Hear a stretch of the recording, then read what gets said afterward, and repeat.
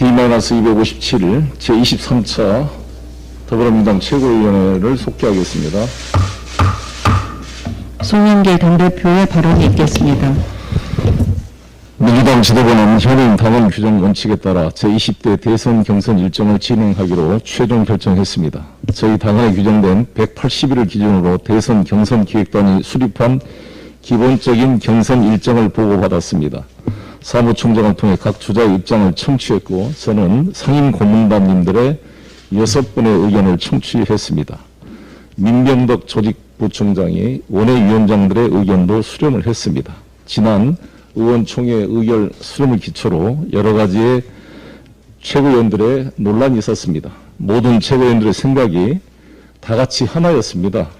내년 3월 9일 우리 민주당이 국민의 신임을 받을 수 있도록 어떠한 방법이 적절할 것인가 충정 어린 진지한 논의가 있었습니다.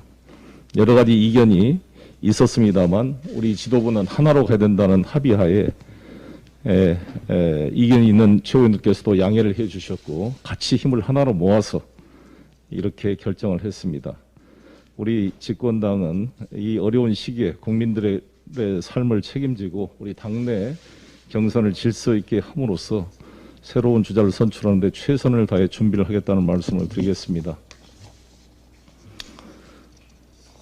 오늘은 민족의 최대의 비극인 6.25 전쟁이 발발한 71주년을 맞이했습니다. 호국 영령과 전몰정명 그리고 유엔군 참전용사 여러분의 고귀한 희생을 기억합니다. 유가족 여러분께도 깊은 위로의 말씀을 드립니다. 지금 이 시간에도 국방의 의무를 다하고 있는 군 장병 여러분, 소방경찰 공무원 여러분의 노고에도 감사의 말씀을 드리겠습니다. 저희 민주당은 나라와 국민을 위해 헌신하신 분들의 최고의 예우를 받고 제복 입은 이 공무원들이 존중받는 사회를 만들어 가겠습니다. 현재 전체 예산의 1.5% 수준인 보훈 예산을 꾸준히 늘려가겠습니다. 보훈 의료 예산 확충에도 각별히 신경 쓰겠습니다. 장병들의 복무 여건 개선에도 최선을 다하겠습니다. 문재인 정부에서 병사 월급이 209% 정도 인상됐습니다. 지금은 최저임금의 30% 수준까지 박근혜 정부에 비해서 150% 이상이 인상이 됐습니다. 내년에는 최저임금 50% 수준을 달성하도록 뒷받침해 가겠습니다. 병사의 급식비도 현실화시켜 나가겠습니다. 장병들의 인권과 일상을 온전하게 지켜주는 것이야말로 국가의 가장 기본적인 책무입니다. 이중사 사건과 같은 안타까운 일이 다시는 재발하지 않도록 군사법 시스템을 전면적으로 개선해 나가겠습니다. 71년 전 대한민국은 탱크 한 대도 없는 약소국이었지만 오늘날 세계 6위의 군사 강국으로 성장했습니다.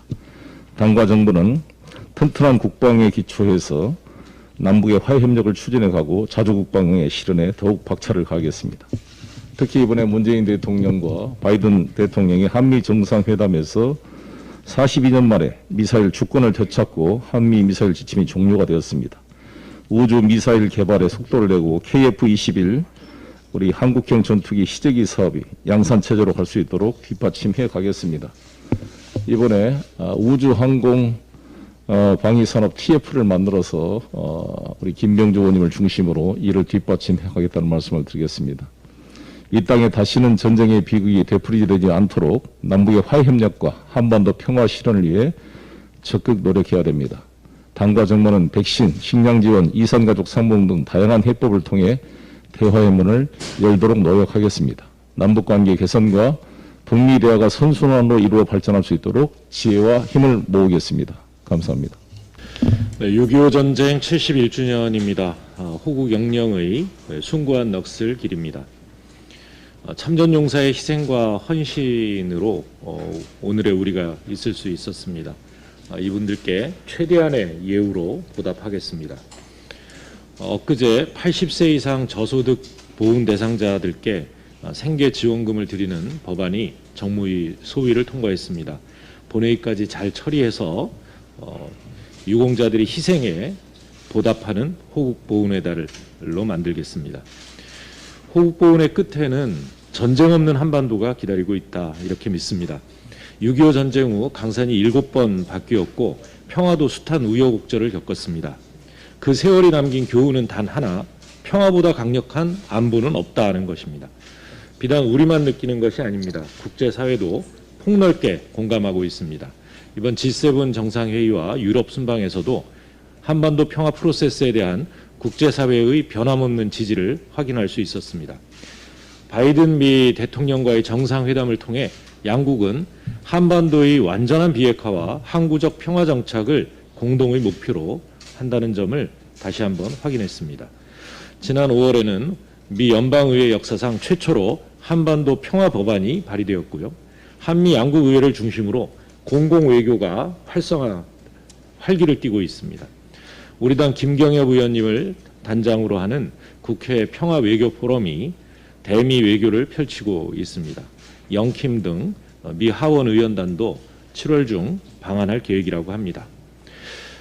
최근 문재인 대통령께서 미 타임지 인터뷰에서 하신 말씀이 눈길을 끕니다. 내게 시간이 많지 않은 것을 알고 있다, 이렇게 말씀하셨습니다. 표지 제목이 마지막 제안이었습니다. 이 표지 제목과 이 말씀을 보면서 깊은 안타까움과 절실함을 느끼게 됐습니다. 판문점 선언 비준안 6월 국회 내에 반드시 처리해서 대통령께서 마지막 제안을 하신 그 제안에 답하고 싶습니다. 한 형제인 평화와 안보를 더 이상 따로 담지 말고 종전선언과 평화협정의 길로 함께 나아가기 위한 초당적 협력에 나서겠습니다. 언론개혁 관련해서 한 말씀 더 드리겠습니다. 조선일보의 악질적 사파에 온 국민들이 경악을 금치 못하고 계십니다. 악마의 편집이 어제 오늘 일이 아니지만 이번엔 선을 넘어도 한참 넘었습니다.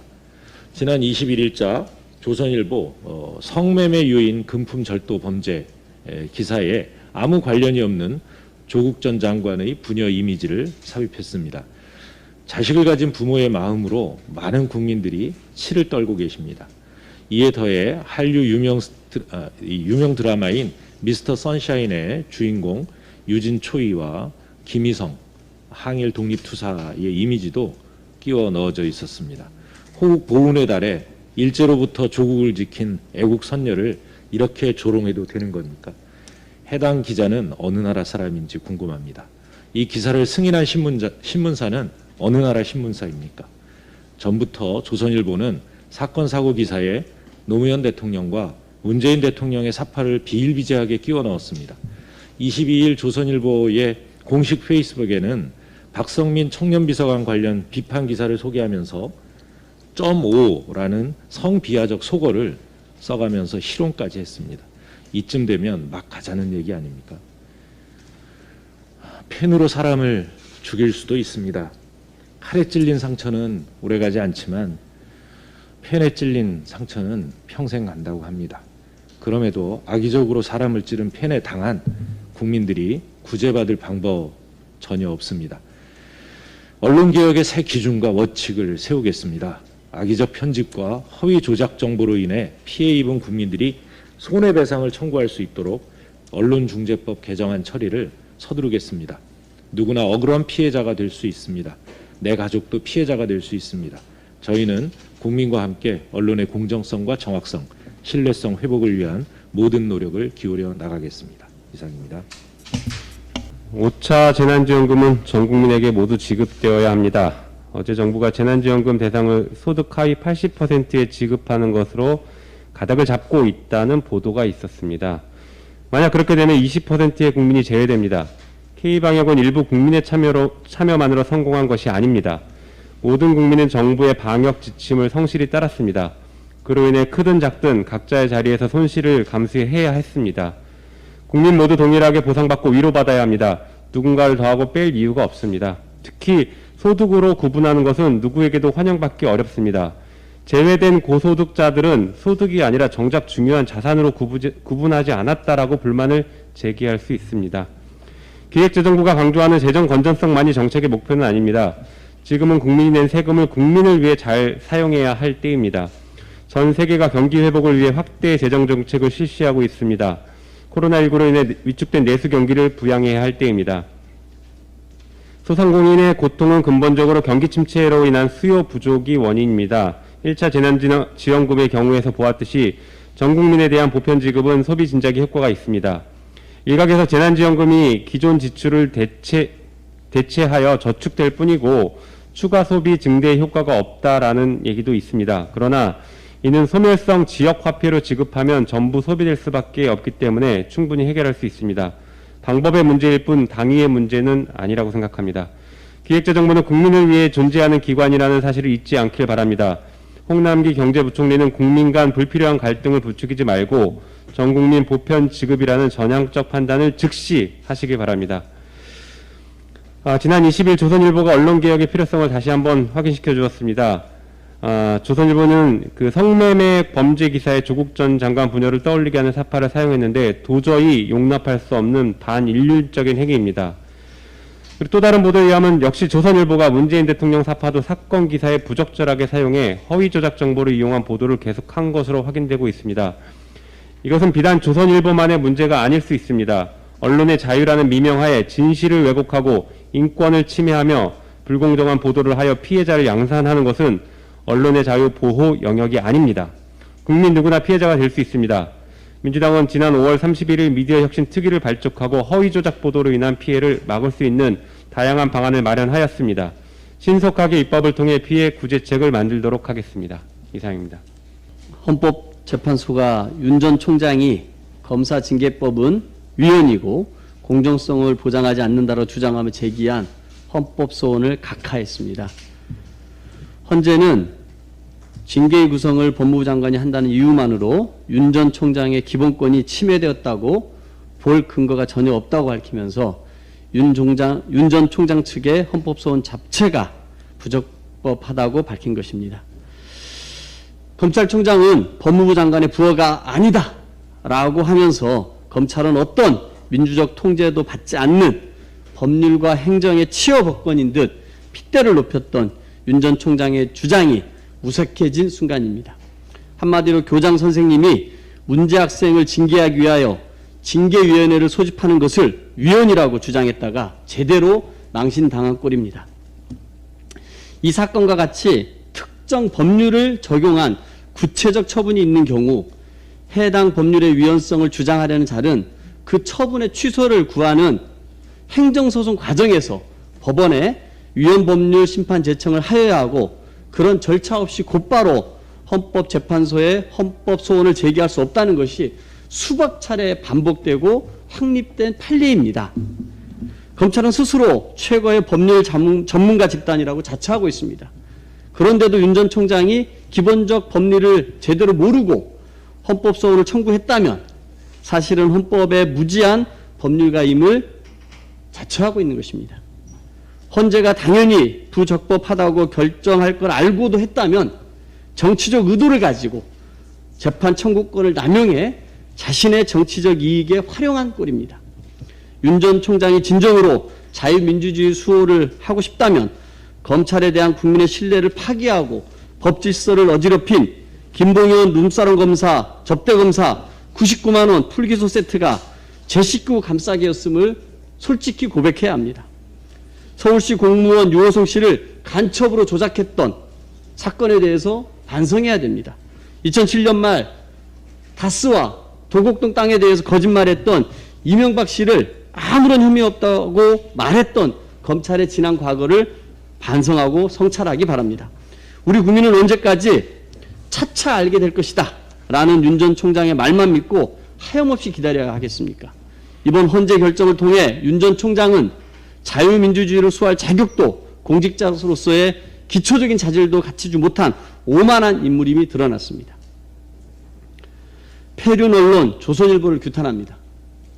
조선일보가 성매매 유인 절도 기사에 조국 교수 부녀의 일러스트를 사용해 두 분의 인격을 모독하고 명예를 훼손했습니다. 이에 대해 국민의 지탄이 이어지자 사과문을 썼습니다. 하지만 그 사과문은 차라리 읽지 않는 편이 좋았겠다라는 생각이 들 정도로 엉망입니다. 일러스트가 조국 씨와 조민 씨를 연상시킨다는 이야기를 듣고 라는 부분엔 분노가 넘어 참담한 신경입니다. 기사에 맞춰 새로 그린 사파가 아니라 이미 조국 교수 분뇨와 관련된 서민 씨 칼럼에 쓰였던 겁니다. 몰랐고 실수했다는 말은 비겁한 변명에 불과합니다. 그뿐만 아닙니다. 문재인 대통령을 비판하는 컬럼에 쓰인 일러스트를 여러 건의 범죄 기사에 재활용했습니다. 조선일보는 또다시 실수라고 해명하지만 이렇게 반복되는 건 실수가 아니라 의도가 있는 것입니다. 사람을 범죄기사 참고용 사파로 조롱하는 것은 인간에 대한 예의도 없고 언론의 품위도 저버린 것입니다. 표준 언론 조선일보를 강력히 규탄합니다. 인격을 말살하고 언론이기를 포기한 조선일보에 마땅한 책임을 물어야 합니다. 조선일보 방상훈 사장이 직접 나와 사과하십시오. 책임자 문책과 재발 방지 대책도 확실히 내놓기 바랍니다. 우리 민주당은 언론의 소유와 편집권 독립, 언론사 징벌적 손해배상제 입법을 반드시 관철시키겠습니다. 이상입니다. 국가 최고 감사기구로서 국민의 신뢰를 얻기 위해 무엇보다 감사원의 정치적 중립성과 직무상의 독립성을 지켜내야 한다. 최재형 감사원장의 취임사 중 일부를 소개해드렸습니다. 맞는 말씀입니다. 내년 대선의 결과와 상관없이 헌법상 보장된 4년의 임기 동안 이 말씀이 지켜지기를 바랍니다. 그러나 최재형 원장의 1년의 언행을 볼 때 이러한 기대가 실망으로 바뀌고 있습니다. 나아가 감사원장 한 명 때문에 국가 최고 감사기구인 감사원의 존립이 흔들릴 정도의 위기가 오는 것은 아닌가 심히 우려스럽습니다. 감사원 70년 역사상 임기를 다 못 채운 경우가 있습니다. 보통 감사원장을 하다가 국무총리가 된 케이스입니다. 그러나 선출직에 출마하기 위해 헌법상 보장된 임기를 헌신짝처럼 버린 경우는 없습니다. 감사원장은 대선 출마의 징검다리가 아닙니다. 감사원장은 국회의 동의를 받아 대통령이 임명합니다. 인사청문회를 거쳐 본회의 표결을 거치는 것은 헌법기관이자 국가 최고 감사기구의 수장으로서 상징성과 무게감이 있기 때문에 여러 단계의 이런 절차를 거치는 것입니다. 보통 감사원장이나 검찰총장 같은 권력기관의 장은 본인의 소신이나 철학이 부재할 경우 인기 영합주의에 치우칠 가능성이 매우 높습니다. 감사와 수사라는 권한을 이용 대중적 인기를 아주 쉽게 받을 수 있는 유혹에 빠질 수 있습니다. 그렇기 때문에 본인에게 주어진 시대적, 사회적 소명을 다하기 위해 본인에게는 더욱 엄격한 자세가 필요합니다. 그 자리가 대선 출마를 위한 수단이 되어서는 절대 안 되는 것입니다. 권력을 탐하는 권력기관의 장이 2명이나 되는 불행한 역사가 기록되는 일이 없기를 바랍니다. 감사원의 정치적 중립성과 독립성을 가장 훼손한 감사원장으로 최재형 원장이 기록되지 않기를 바랍니다. 최재형 원장은 입장을 빨리 밝혀서 더 이상 논란이 없도록 해야 할 것입니다. 이상입니다. 71년 전 1129일간의 전쟁에서 기꺼이 목숨을 바쳐서 나라를 지키신 호국 영령의 영원 안식을 기원드립니다. 조국 딸 성매매 기사 일러스트 테러 사건과 관련해서 한 말씀 드리겠습니다. 6월 21일자 조선일보 기사는 보도를 가장한 반인권 범죄입니다. 조선일보는 스스로 찌라시에 지나지 않는 존재라는 점을 입증했습니다. 아니 소위 증권가 찌라시나 황색 잡지의 삼류 내용보다도 더 질이 낮은 그야말로 상식 이하 수준도 안 되는 그런 내용으로 채워져 있습니다. 연거푸 내놓은 사과마저도 단순히 회사 편집팀의 실수다라고 하고 있습니다. 조선일보는 자신의 회사를 만든 개초 박모 선생이 말한 정의 옹호와 불편부당이라고 하는 사실을 한번 돌아보시기 바랍니다. 조국 딸의 단독 태그까지 달아가면서 특정인을 묘사한 그림을 성매매 기사에 넣었다. 이건 심각한 명예훼손일 뿐만 아니라 한국기자협회가 성폭력 범죄 보도 세부 권고 기준으로 마련하고 있는 사파, 그래픽, 지도 제공이나 재현 등의 신중을 기한다 라고 하는 그 기준에도 맞지 않는 처참한 상황입니다.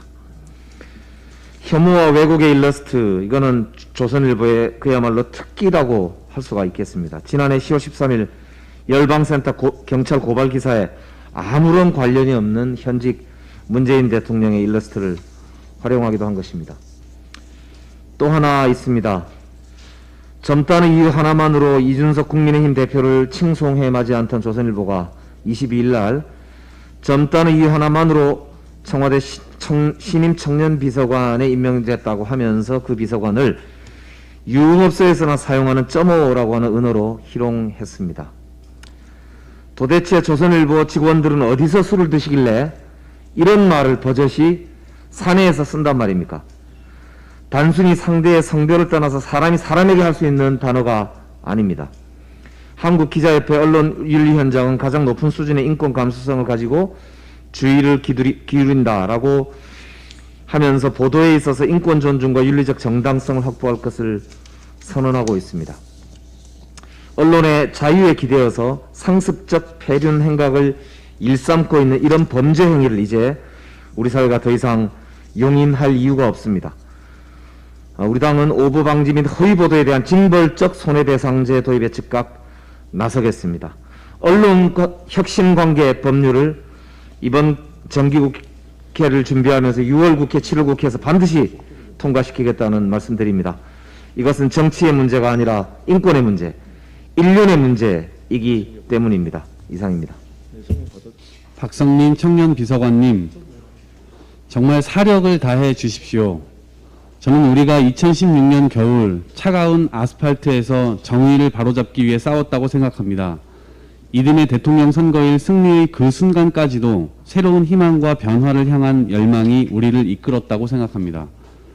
그런데 불과 4년이 지나 민주당에 대한 청년층의 기대감은 거세게 꺾여버렸고 좀처럼 회복하기 어려울지도 모른다는 걱정의 목소리가 귓가를 지납니다. 저도 박 비서관님도 상당히 무거운 짐을 짊어져야 하는 상황이기에 지금 이 시간을 잘 계획하고 행동하자는 요청을 드립니다. 연공 서열형 문화를 깰 만큼 괜찮은 사람일까? 과연 저 높은 자리를 감당할 만한 사람일까?